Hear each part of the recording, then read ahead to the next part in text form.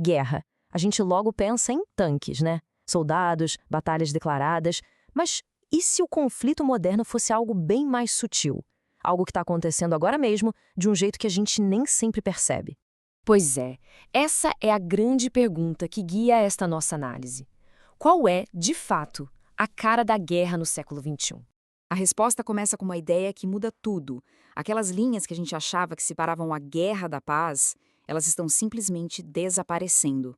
O conflito hoje é constante, é ambíguo, e ele opera ali, sabe, bem abaixo do radar da guerra tradicional. Ok, então vamos mergulhar nisso. Nosso roteiro vai ser o seguinte: a gente começa entendendo o que é essa tal de guerra invisível, depois investiga as raízes da influência, decodifica a abordagem híbrida, dá uma olhada no jogo no cenário global e, por fim, tenta projetar o futuro do conflito. Começando pela guerra invisível. E ela tem esse nome porque o terrorismo, que antes a gente associava a grupos independentes, hoje virou uma ferramenta sofisticada que os estados usam para projetar seu poder, mas nas sombras. E isso nos leva a um conceito-chave: o terrorismo patrocinado e apoiado pelo Estado, ou S3S. É basicamente a arte de apoiar grupos violentos para conseguir seus objetivos, mas sempre podendo dizer, não fui eu. E olha que interessante, patrocinar é como pagar diretamente pelo serviço. Já o apoio é mais sutil, é como deixar a porta aberta e olhar para o outro lado, uma espécie de tolerância estratégica. Agora, vamos dar um passo atrás e olhar para as raízes da influência. Porque, embora as ferramentas de hoje sejam super novas, a lógica de usar influência secreta para promover interesses de Estado, essa não tem nada de nova. Essa linha do tempo aqui mostra bem essa evolução. Tudo começa lá em 1805, com a primeira intervenção dos Estados Unidos para mudar um regime. Depois avança para as Guerras das Bananas, onde o poder do Estado e interesses comerciais viraram uma coisa só. Aí vem a Guerra Fria e as operações secretas viram política de Estado, tanto para os Estados Unidos quanto para os soviéticos. E mesmo quando tentaram criar regras, como em 1981, a porta para as operações que podem ser negadas, essa porta continua bem aberta. E essa citação do Henry Kissinger resume perfeitamente o pensamento da época. A ideia de contenção fez com que a intervenção se tornasse algo normal, quase uma obrigação, sabe? Foi isso que preparou o terreno para as táticas híbridas que a gente vê por aí hoje. E isso nos traz direto para o centro da nossa análise, a abordagem híbrida. É um novo jeito de enxergar, um novo modelo para a gente entender a competição entre os países no século XXI. O coração dessa abordagem é o que se chama de princípio do contínuo. Pensa nisso não como caixinhas separadas, mas como uma escala, um controle de volume de influência.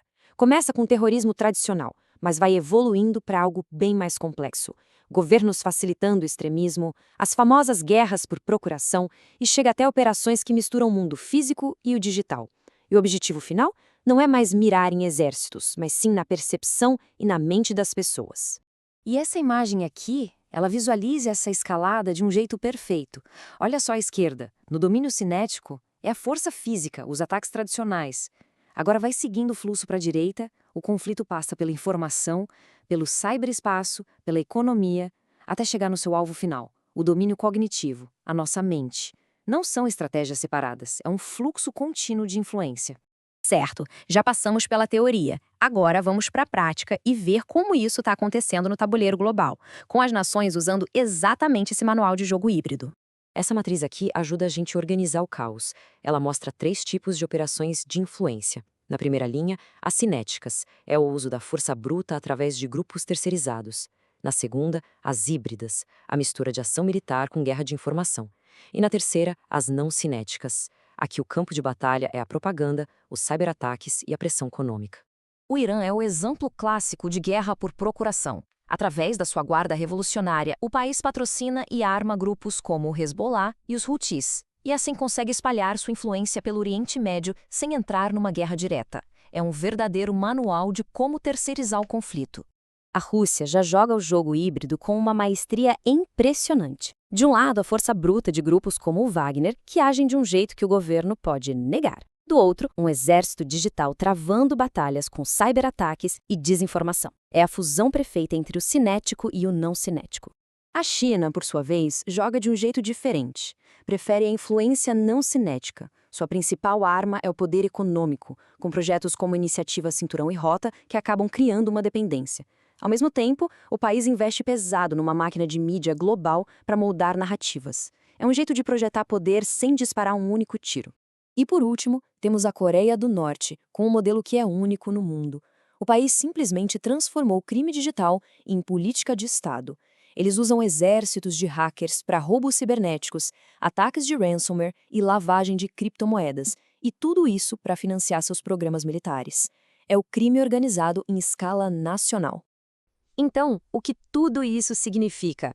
Vamos entrar agora na parte sobre o futuro do conflito para a gente entender as implicações estratégicas dessa nova realidade.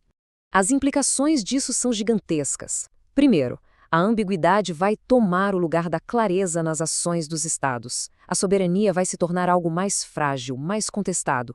O principal campo de batalha se muda para o mundo digital e, mais importante, para o cognitivo. E nesse cenário, a convenção estratégica fica muito mais necessária, mas também muito mais frágil. Bem-vindos à era da competição persistente e de baixa visibilidade. Se tem uma única ideia que precisa ficar dessa análise, é essa. O futuro do poder global não vai ser decidido pelo poder de fogo. Ele vai ser moldado pela competição de influência, de percepção e de disrupção. Nesse novo tabuleiro, a influência é a nova moeda do poder. E tudo isso nos deixa com uma última pergunta para refletir. Em um mundo de coerção constante, onde as linhas entre guerra e paz se confundem cada vez mais, o que realmente significa estar em segurança?